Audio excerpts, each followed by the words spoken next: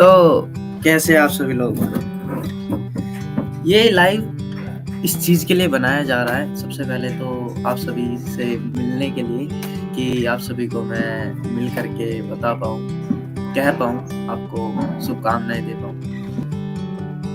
आप सभी को मेरी तरफ से बहुत अच्छी शुभकामनाएँ कि आपने जो अपने गोल्स बनाए हैं इस साल के लिए, जो आप चाहते अचीव करना वो आप अचीव कर पाए। आपके अंदर वो एनर्जी आए जो सही गलत का फैसला कर पाए। आपकी बुद्धि इतनी तेज हो कि आप साथ में मैं भी उन चीज़ों में फ़र्क कर पाए जो चीज़ें सही और गलत के अंदर आती हैं। हम डिसीज़न अच्छे ले पाए क्योंकि ओवरऑल आप देखोगे, हमेशा देखोगे कि डिसीज़न जो आप लेते हो उसी की वज़ह से आप जहाँ हो वहीं हो। जहाँ आप चाहते हो, जिस टाइप के डिसीज़न लेते हो उसी टाइप से आप वहाँ होते हो। तो ख़ैर बहरहाल इन सब चीज़ों को छोड़ कर के मैं आज आपको ये भी बताना चाहता हूँ कि मेरी नई वीडियो आने वाली है जो कि इंडियन कल्चर के ऊपर होगी। बहुत मैं आजकल सुन रहा हूँ कि कोरियन कल्चर, वेस्टर्न कल्चर, ये बहुत सारी वीडियोज़ आती हैं। तो फिर मैंने सोचा यार क्यों ना अपने जो इंडियन कल्चर है उसके बारे में रिसर्च की जाए, थोड़ी-सी जानना चाहे क्योंकि एज़ अ मैं यूथ हूँ, मुझे नहीं पता कि हमारा भारतीय कल्चर कैसा था। बहुत सारी वीडियोज़ हो सकती है, पर वो वीडियोज़ वही होंगी मतलब जो किसी फैक्ट पर बेस्ड नहीं होंगी। मैं चाहता हूँ कि कुछ इस टाइप की रिसर्च करूँ, जो हमारे इंडियन टेक्स्ट है, उनमें जो लिखा हुआ है और इन चीज़ों से जो हमें फैक्ट मिलेंगे, उन फैक्ट से हम देखेंगे कि हमारा इंडियन कल्चर किस टाइप का है और भारत में रहने वाला जो वो यूथ है, मेरे ख्याल से ये बहुत ज़्यादा ज़रूरी है कि उसको अपने कल्चर के बारे में पता लगे। उसको अपने अंदर वो ढाल पाए उस कल्चर को, क्योंकि मतलब ही तभी बनता है ना इस देश में रहने का, क्योंकि हम इस देश क्या होता है एक्चुअल में?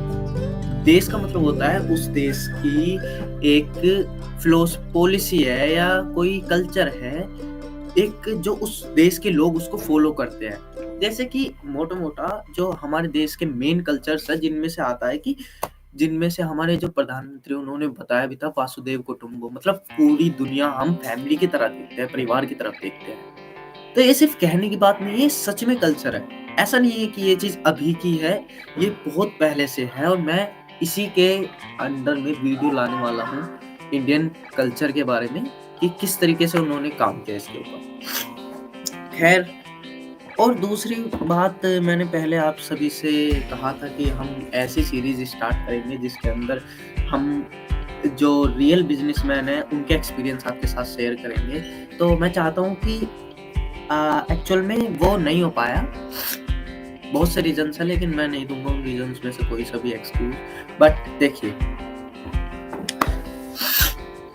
अब वो भी स्टार्ट होने वाला है करीब 1 डेढ़ महीने के अंदर-अंदर उसकी भी वीडियोज़ आ जाएँगी। वो भी आपको मिलेगा और साथ में इस टाइप की ऐसी भी चीज़ें मिलेंगी जो शायद मैं देखता हूँ कि वो मेन सोसाइटी में नहीं है। ये वो है भी तो शायद एक इंडिविजुअल को बहुत मेहनत करनी पड़ेगी उन चीज़ों को समझने के लिए। शायद मैं चाहता हूँ कि मैं खुद समझ पाऊँ उन चीज़ों को, क्योंकि सबसे पहली चीज़ यही है कि मैं जान पाऊँ उन चीज़ों को और फिर दूसरा मेरे मेरे जो समझ में आता है, जो मेरा इंटेलेक्चुअल कहते नहीं है उसको लिमिट है, जो मेरी इंटेलेक्चुअल लिमिट है मैं उसको पुश करके जो मेरे समझ में आता है उसको बहुत बेसिक तरीके से एक्चुअल में सत्य है उसको देख पाना और उसको आपके साथ शेयर कर पाना, यही मेरा एम है।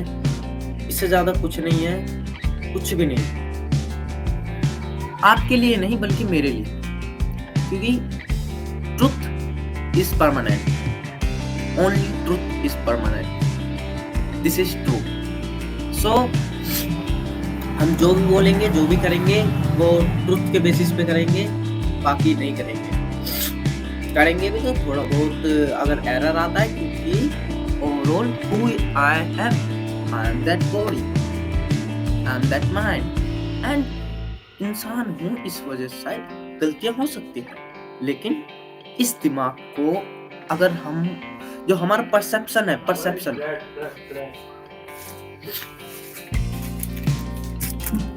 जो परसेप्शन है हमारा लाइफ को देखने का, वो मैटर करता है एक्चुअली। माइंडसेट क्या है आपका? हमारा माइंडसेट ये होना चाहिए कि मुझे नहीं पता मैं क्या करने वाला हूँगा फ्यूचर में, लेकिन मैं चाहता हूँ कि मैं सत्य के साथ रहूँ हमेशा। सत्य जितना भी कठिन हो, मैं उसको कभी भी नहीं छोड़ूँ, मैं उसके ही रास्ते पे चलूँ। ये सुनने में ऐसा लग रहा होगा कि मैं कोई प्रार्थना कर रहा हूँ या कुछ अच्छी बात बोल रहा हूँ, पर ऐसा नहीं है। ये इसका मतलब बहुत गहरा है। अगर आप रियल साइकोलॉजी के अंदर भी जाते हैं या फिर फिलॉसफी के अंदर जाते हैं, तो आपको पता लगेगा ये जो बातें हैं ये सिर्फ हमारे जो हमारे टेक्स्ट है, इंडियन टेक्स्ट या कोई भी टेक्स्ट उनमें लिखी होती है, वैसे ही नहीं लिख देते हैं। उनको समझो एक बार, है ना? फैक्ट को जानने की कोशिश करो, क्योंकि मेरे ख्याल से फैक्ट आपने कभी भी कोशिश नहीं की होगी फैक्ट जानने की। तो मेरा वही उद्देश्य है कि लोगों को ये सिखाना भी कि फैक्ट किस तरीके से निकालते हो।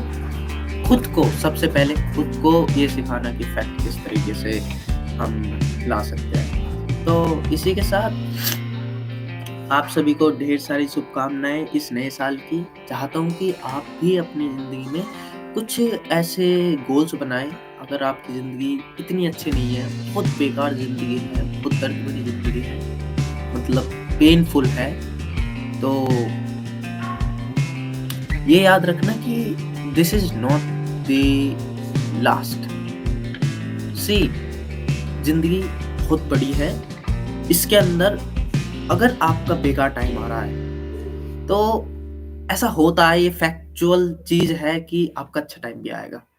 लेकिन होता क्या है कि हमें अच्छा टाइम नहीं दिखता है, हमें हमेशा पेनफुल चीज दिखती है, क्योंकि उसका हमें हमारे ऊपर असर पड़ता है ना। समझो इस बात को। खैर बहरहाल, अगर बुरा टाइम चल रहा है तो अच्छा टाइम भी आएगा।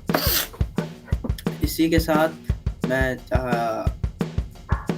आप सभी को शुभकामनाएं हैं कि आप अपने जो गोल्स है, जो आपके गोल्स है, किसी भी टाइप के गोल्स हो सकते हैं, खुद की सेल्फ डिस्कवरी हो सकता है, उसको अचीव कर पाना, या फिर इसके अंदर गोल्स हो सकता है कि मैं बहुत अच्छे पैसे कमा पाऊँ, एक अच्छी कंफर्टेबल ज़िंदगी, स्टेबल ज़िंदगी कर पाऊँ अपनी, और साथ में स्टेबल हो सकता है कि मैं किसी के लिए कुछ कर पाऊँ। ऐसे भी गोल्स होते हैं कि हम नेशन के लिए या फिर किसी स्टेट के लिए या किसी इंडिविजुअल के लिए कुछ करना चाहते हैं। या यू कैन डू दैट।